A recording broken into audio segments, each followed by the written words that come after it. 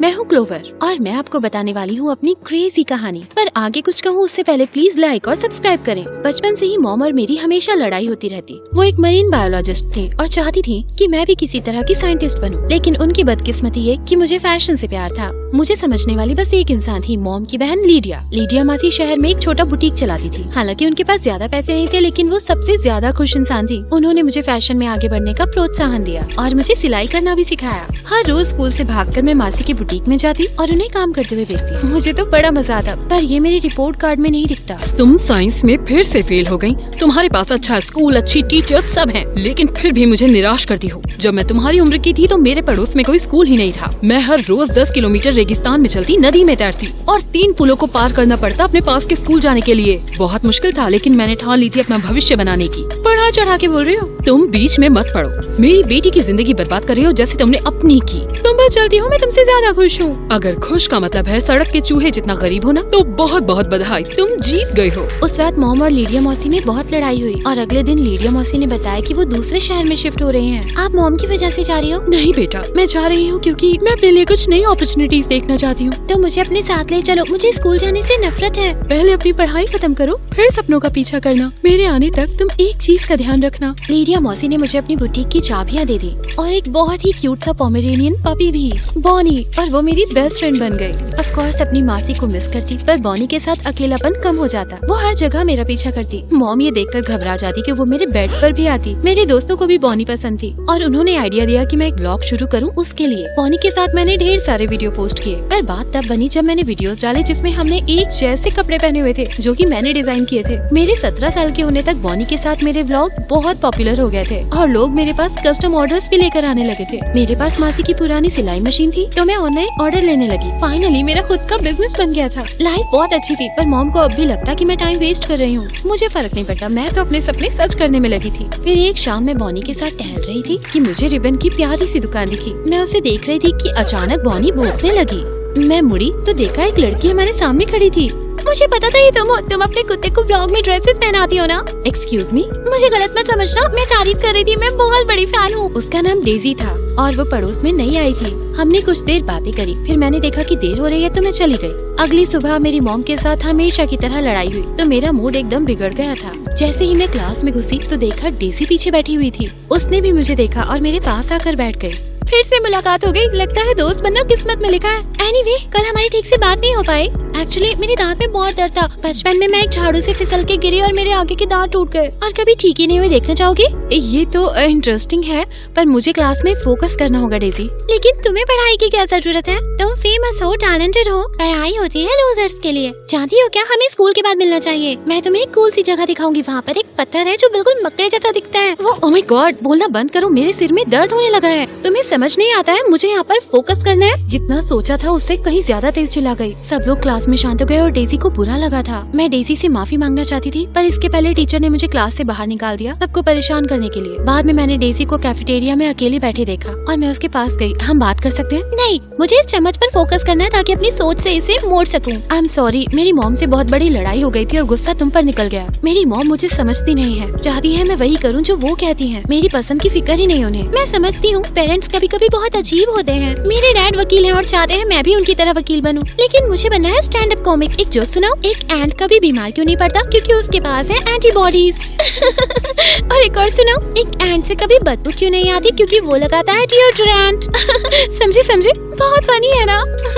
मुझे भी हंसी आ ही गई। उसके बाद हम दोनों ने पूरा दिन साथ बिताया। डेजी बिल्कुल पागल थी, पर उसे मेरा काम बहुत पसंद था। मेरे बिजनेस के लिए उसके पास ढेर सारे आइडियाज थे। झूठ नहीं कहूँगी, अच्छा लगा कि कोई मुझे सीरियसली ले रहा था। जल्दी डेजी मेरी वीडियोस में हेल्प करने लगी और अक्सर मेरे घर में आती जाती रहती। मुझे उसका साथ अच्छा लगता था, पर पता नहीं क्यों बॉनी उसे पसंद नहीं करती थी। एक दिन हमारे लिविंग रूम में हम शूटिंग कर रहे थे कि अचानक बॉनी डेजी पर कूदी और उसकी पैंट पकड़ ली। डेजी पागल हो गई, घबरा कर कूद पड़ी। वो टेबल के चारों ओर गोल गोल भागते रहे। फिर अचानक डेजी का पैर फिसला और वो मॉम की ट्रॉफीज वाली शर्ट से टकरा गई और धड़ाम से सब नीचे गिर गया। शोर सुनकर मॉम दौड़ी चली आई। ओह माय गॉड, ये क्या किया तुमने? मैंने हर हफ्ते 850 घंटे काम किया है इन्हें कमाने के लिए। ओह वाओ, आपने इतनी मेहनत की और उन्होंने आपको ये कबाड़ दिया? ये तो बहुत सैड है। ये बेवकूफ लड़की कौन है और मेरे घर में क्या कर रही है? अरे मैं अपना परिचय देती हूँ। मैं हूँ डेजी, क्लोवर की बेस्ट फ्रेंड, और आप उसकी दादी होंगी ना। सुनिए दादी, मैं जानती हूँ आपको बुरा लगा क्योंकि मैंने आपकी बदसूरत ट्रॉफीज तोड़ दी। मैं क्या करती, मेरा पीछे एक क्यूट लेकिन बहुत ही जंगली कुत्ता कर रहा था। मैं गलती से शेल्फ से टकरा गई थी। डेजी, वो मेरी मॉम है। ओह, तो आप और ड्रैगन लेडी? वो मजाक कर रही है मॉम, माफ कीजिए कि आपका सामान टूट गया। अरे सच में गलती से हुआ है। तुम्हारी इन गलतियों से मुझे अब थकान होने लगी है क्लोवर। अब ये सब साफ करो और इस लड़की को मैं दोबारा अपने घर में नहीं देखना चाहती। बात समझ में आई? उस दिन के बाद से डेजी का मेरे घर आना मना हो गया और उससे मुझे बहुत गुस्सा आया, लेकिन इसका मतलब ये नहीं कि उसे दोस्ती तोड़ दूंगी। जल्दी कॉलेज एप्लीकेशन भरने का टाइम आया। मैं एक डिजाइन स्कूल जाना चाहती थी, लेकिन मॉम पीछे पड़ी थी कि मैं साइंस प्रोग्राम के लिए अप्लाई करूं और हमारी इस बात पर रोज बहस होती। तो एक रात जब डेजी ने मुझे एक नए अम्यूजमेंट पार्क आने के लिए कहा, मैंने सोचा चलते हैं। थोड़ी मस्ती की जरूरत थी मुझे। 10 ही मिनट हुए थे कि मॉम का घबराहट में कॉल आया कि हमारे घर में कोई घुस गया है। मैं तुरंत टैक्सी पकड़कर घर गई तो देखा मॉम बॉनी के साथ बाहर बैठी हुई है। आप ठीक हो? बिल्कुल ठीक हूँ। बॉनी की वजह से मैं खाना बना रही थी कि ये भौंकने लगी और फिर मैंने देखा कि एक लड़का फेंस से अंदर आ रहा है, तो मैंने पुलिस को कॉल किया। तुम्हारा नाम लेकर चिल्लाती रही पर तुम नहीं आई। कहाँ थी तुम? मैं डेजी के साथ घूम रही थी, पर ये इम्पोर्टेंट नहीं है। अच्छा, जैसे अपनी मॉम को ये बताना भी इम्पोर्टेंट नहीं है कि तुमने डिजाइन स्कूल के लिए अप्लाई किया। आज ही उसका एक्सेप्टेंस लेटर आया है। मुझे एक्सेप्ट कर लिया गया? आपने बताया क्यों नहीं? क्योंकि तुम जान नहीं रही हो। तुम जाओगी साइंस कॉलेज में बिल्कुल मेरी तरह। अब मैं हार्वर्ड के डीन से बात कर चुकी हूँ। थोड़े कम मार्क्स भी आए तो दिक्कत नहीं है, बस पहले साल में अच्छे से मेहनत करना। लेकिन मैं डिजाइन स्कूल जाना चाहती हूँ, मैं अच्छी हूँ इसमें, और डेजी भी। तुम्हें लगता है मैं डेजी की परवाह करती हूँ? वैसे भी तुम्हें उससे दूर रहना चाहिए। पड़ोस की औरत बता रही थी कि उन्होंने सुना है कि डेजी के डैड कुछ अजीबोगरीब बिजनेस करते हैं। उसका साथ ठीक नहीं है। हाँ, आपको डेजी कैसे पसंद आएगी? जो मुझे खुश करता है वो आपको कहाँ पसंद आता है? पहले लीडिया मौसी और अब डेजी। ये फेयर नहीं है क्लोवर। हाँ बिल्कुल है, जैसे कि ये भी फेयर है कि मैं अपना करियर खुद चुनूं। मैं डिजाइन पढ़ना चाहती हूँ और मैं यही करूँगी। ये कह के मैंने बॉनी की लीश पकड़ी और बाहर चली गई। गुस्सा शांत होने तक मैं चलती रही। जब रुकी तो देखा किसी अनजान गली में आ चुकी थी।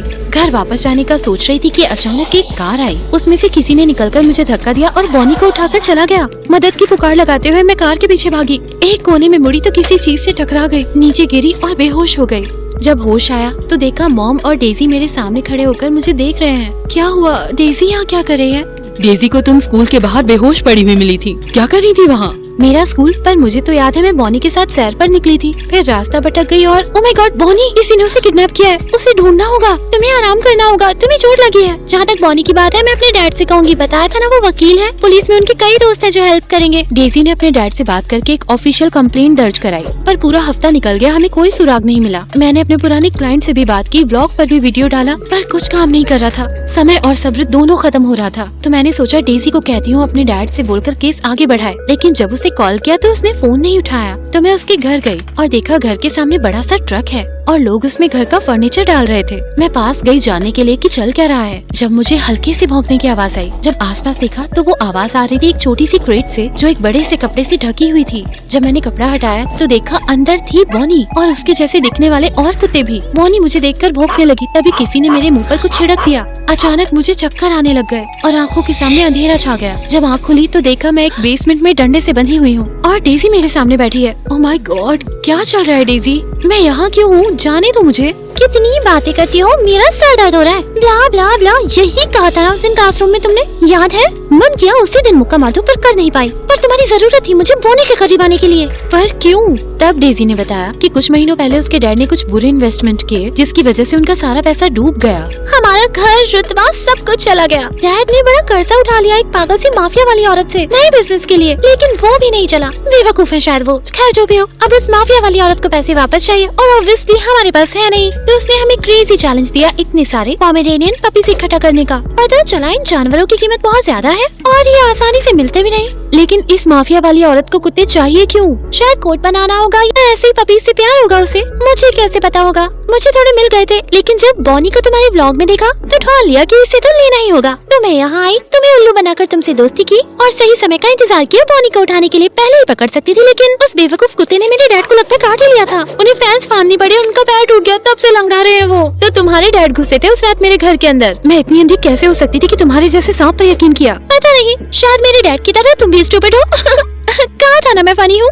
बिल्कुल फनी नहीं हो। मैं मुड़ी तो देखा मॉम खड़ी थी दरवाजे पर बॉनी और कुछ पुलिस वालों के साथ। मैं हमेशा से जानती थी तुम अच्छी लड़की नहीं हो। डेजी मेरी मॉम पर चिल्लाई, लेकिन पुलिस वालों ने उसे गिरफ्तार किया और उसे वहाँ से ले गए। जब मॉम मेरे हाथ खोलने लगी तो बॉनी मेरी गोद में बैठकर मुझे चाटने लगी। आपने मुझे ढूंढा कैसे मॉम? बॉनी के किडनैप होने के बाद मैं घबरा गई और तुम्हारे फोन में ट्रैकिंग ऐप डाल दी। क्या? रिलैक्स, तुम अपने रूम में नहीं थी तो मुझे लगा डेजी क्या होगी। I am so sorry mom, मुझे आपकी बात माननी चाहिए थी, इस पर भरोसा नहीं करना चाहिए था। सच तो यह है कि तुमने डेजी पर भरोसा इसलिए किया क्योंकि तुम्हें उसने हिम्मत दी, जो कि मैंने कभी नहीं दी। उसके लिए मैं माफी चाहती हूँ। मैंने फैसला किया है कि अगले महीने तुम लीडिया के पास जाओगी। उसका बिजनेस बढ़ रहा है और उसे मदद की जरूरत होगी। सच में? आई लव यू मॉम, आप सबसे अच्छी हो।